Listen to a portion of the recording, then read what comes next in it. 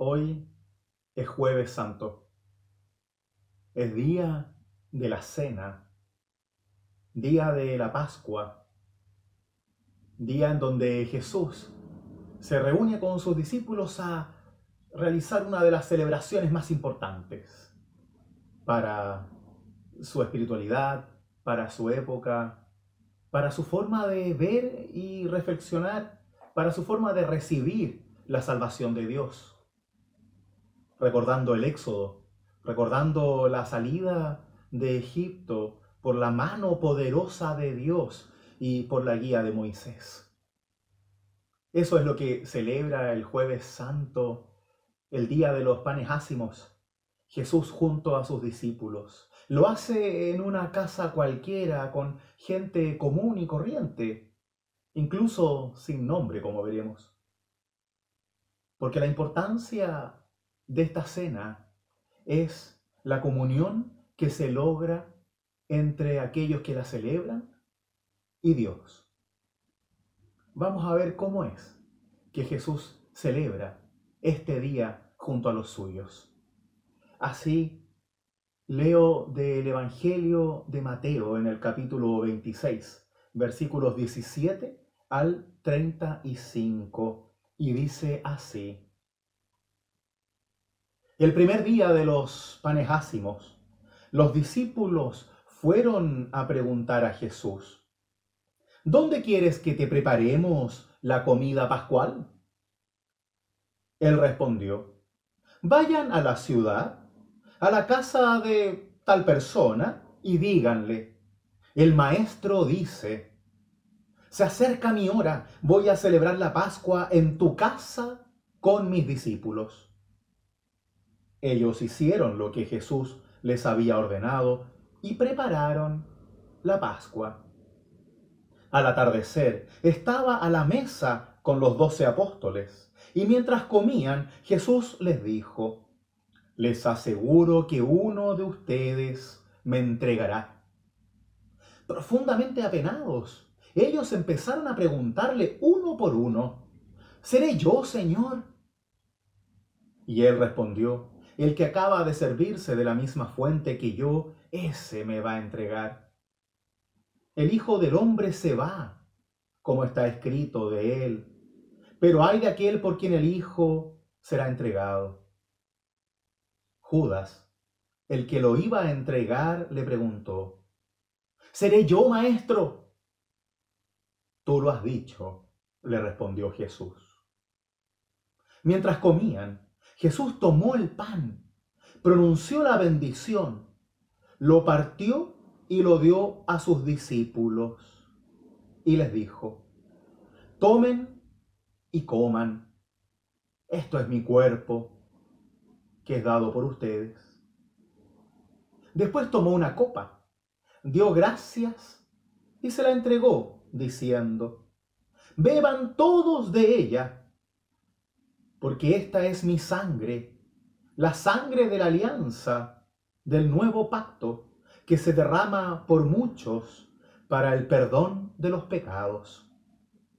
Les aseguro que desde ahora no beberé más de este fruto de la vid hasta el día en que beba con ustedes un vino nuevo en el reino de mi Padre. Después de cantar juntos los salmos, salieron hacia el monte de los olivos. Entonces Jesús les dijo: Esta misma noche ustedes se van a escandalizar a causa de mí, porque dice la Escritura: Heriré al pastor y se dispersarán las ovejas del rebaño. Pero después que yo resucite, iré antes que ustedes a Galilea.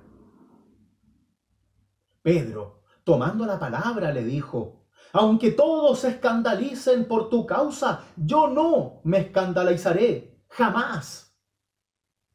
Y Jesús le respondió: Te aseguro que esta misma noche, antes que cante el gallo, me habrás negado 3 veces.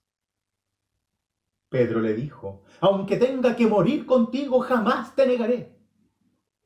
Y todos los discípulos dijeron lo mismo.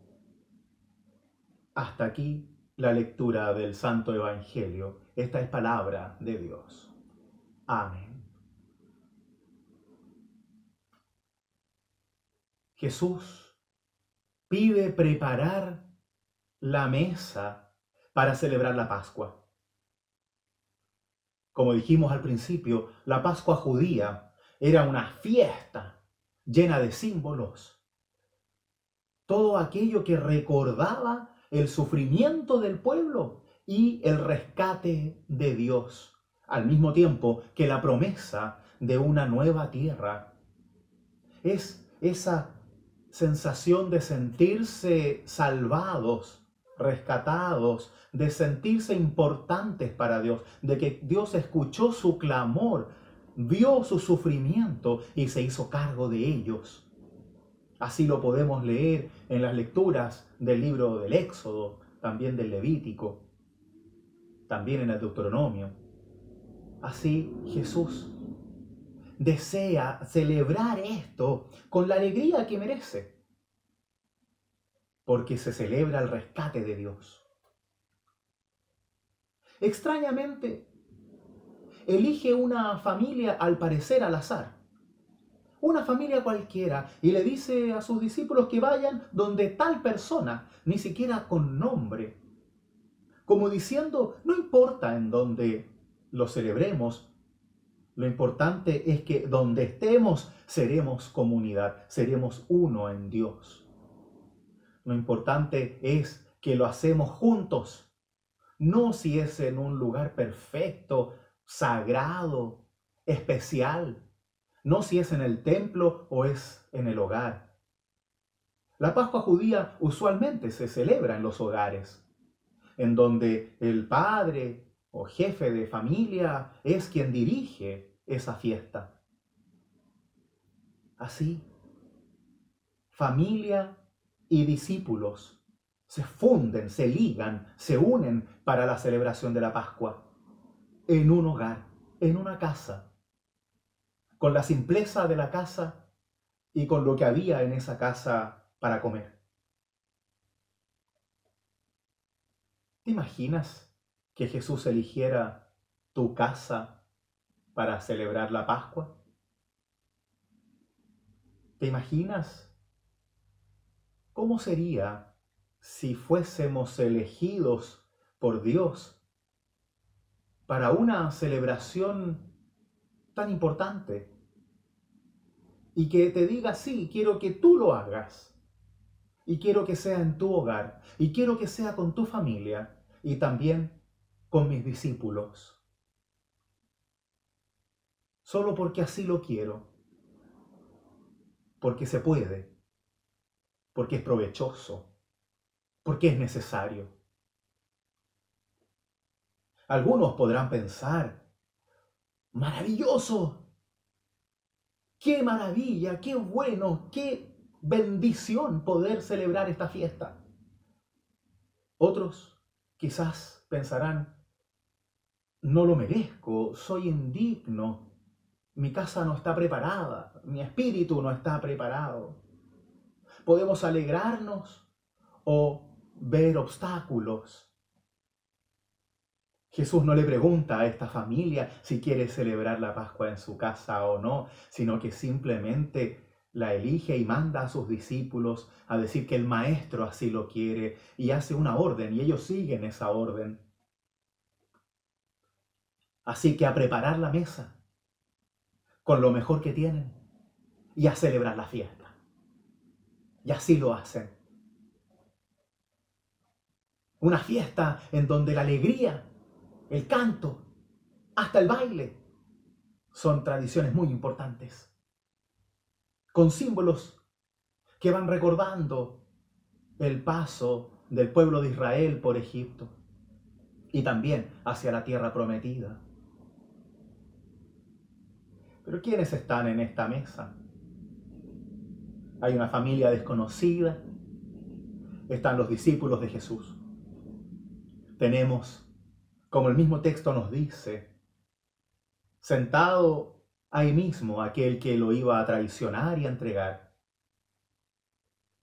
También tenemos a Pedro que lo iba a negar 3 veces ese mismo día. Y Jesús lo sabía.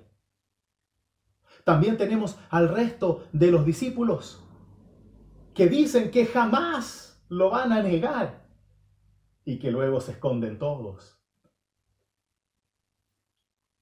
Es una mesa de pecadores. Es una mesa de necesitados de Dios.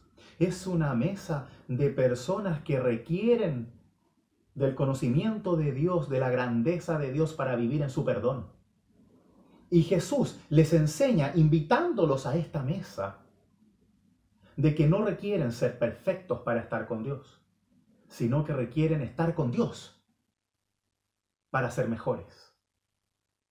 Él no les exige que no tengan pecado ni dudas, e incluso les dice lo que va a suceder, para que ellos entiendan que van a ser tentados, que van a tener dificultades, pero que las van a superar. Que Pedro, aunque niegue 3 veces a Jesús, y eso le rompa el corazón y también rompa la confianza de los demás, va a salir adelante y va a usar eso para ser un mejor cristiano. Porque Jesús no busca discípulos perfectos, busca discípulos que se arrepientan, que se conviertan y que sigan su palabra y que se levanten, sobre todo después de cada caída, que hagan la diferencia en sus vidas y que nunca dejen de buscar a Dios. Esa es la mesa del Señor. La mesa de los traicioneros, de los negadores, de los pecadores, de los necesitados, de los enfermos, de los que necesitan la medicina de Dios. Así Jesús nos invita a su mesa. Así Jesús nos invita a celebrar la Pascua, para que así deseemos, anhelemos, busquemos con todas nuestras fuerzas contar con la presencia de Dios en nuestras vidas y así celebrar nuestras vidas, celebrar esa presencia, celebrar la renovación de Dios en todo lo que hacemos. Y en esta Semana Santa estamos invitados a celebrar con todo también ese don de nuestro Dios.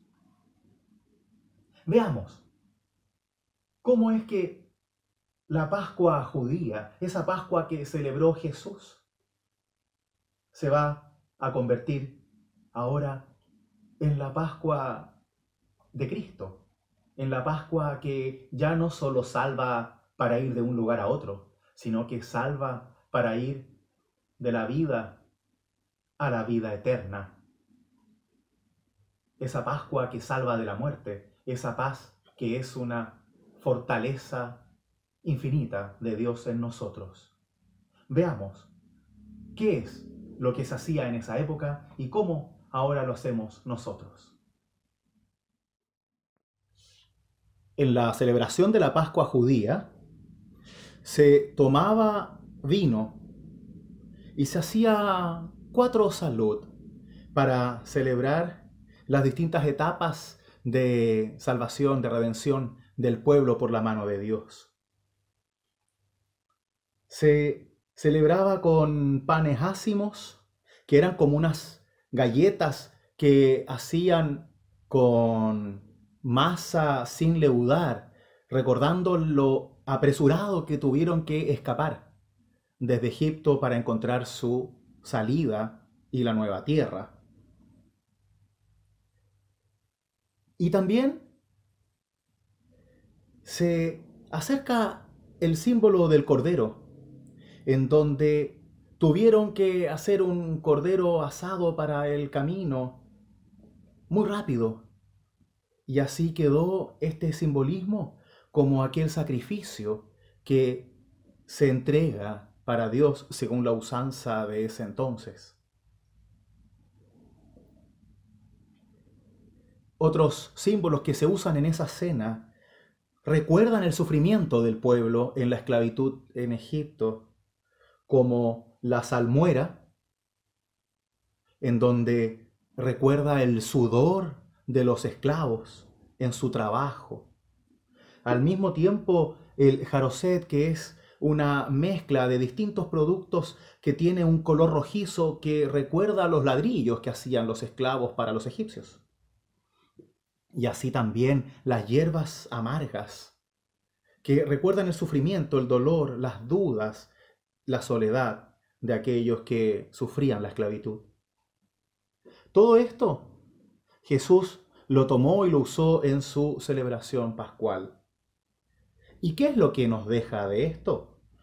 Jesús saca el pan y el vino y los coloca para usarlo como una nueva Pascua. Una nueva Pascua centrada ahora ya no en el recuerdo, sino en la presencia de Dios. Ya no en una fiesta simbólica, sino en una fiesta en donde Dios se hace presente cada vez que se celebra. Ya no una fiesta que celebramos y recordamos a nuestros antepasados, sino una fiesta en donde recibimos a Dios en este mismo instante, cuando la celebramos en comunión con Dios y con nuestros hermanos y hermanas en la fe. El Señor Jesús toma pan y vino y con ello nos ofrece una nueva experiencia en la fe para que así cada uno de nosotros pueda ahora recibir a Dios y vivir esa vida mirando hacia adelante y no solo hacia atrás, para que así tengamos la plena certeza y confianza en que Dios está con nosotros.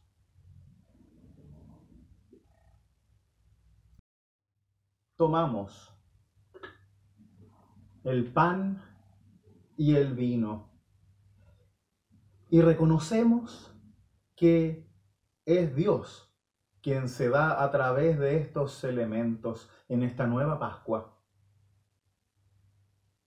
Puede ser algo difícil de comprender, pero en realidad el misterio de nuestra fe, que es el sacramento del Señor, es algo para aceptar y para recibir, y no para racionalizar o entender. Porque es decisión de Dios cómo quiere darse a nosotros. Ya es totalmente incomprensible que Dios, todopoderoso y creador de todo, haya querido hacerse hombre para mostrarnos su amor y su vida. Y ahora, Dios en Cristo quiere mostrarnos el camino para recibirlo y para fortalecernos diariamente y cada vez que lo recibamos con su cuerpo y su sangre. Esto es un tesoro, esto es un regalo, esto es una maravilla. Y lo mejor de todo es que no depende de mí ni de ti, depende de Dios. Y esto es real, porque Dios así lo hace, así lo quiere y así lo ordena. Y nosotros como cristianos lo deseamos, lo anhelamos, lo buscamos y queremos sentir a Dios sensorialmente a través del pan y el vino, para que así el cuerpo y la sangre de Cristo se hagan presentes de manera real y fructífera en nuestras vidas. ¿Cómo sería si Jesús quisiera hacer esto en tu casa? ¿Cómo sería si Jesús quisiera que seas tú quien ofrezca este don de Dios a los tuyos, a tu familia, a los que viven contigo? ¿Qué pasaría si tu hogar se transforma en una iglesia y tú en un pastor para tu comunidad? El pan y el vino, el cuerpo y la sangre de Cristo no tienen límites y son obra de Dios en nosotros, en nuestras vidas, en nuestra iglesia y también en nuestros hogares. veamos qué tiene preparado Dios para nosotros y cómo ahora quiere Dios fortalecer nuestras vidas y así transformar nuestros corazones con su presencia real. Y ojalá que pronto estemos juntos, unidos en Dios, celebrando este sacramento de vida, de amor y de presencia real de la salvación de nuestro Dios en todos nosotros. Que la bendición y esa presencia maravillosa de Dios esté contigo ahora y siempre. Amén.